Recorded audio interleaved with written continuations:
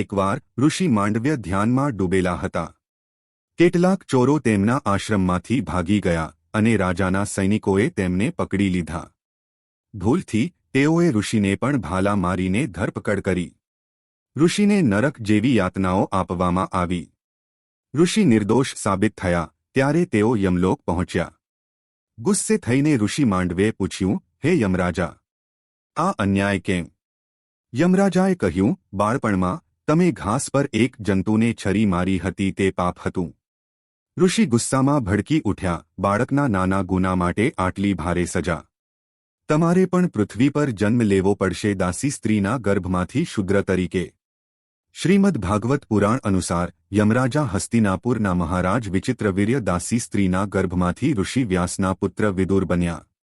વિદુર મહાભારતના ન્યાયી સલાહકાર, કૌરવો અને પાંડવોના કાકાની ભૂમિકા ભજવે છે.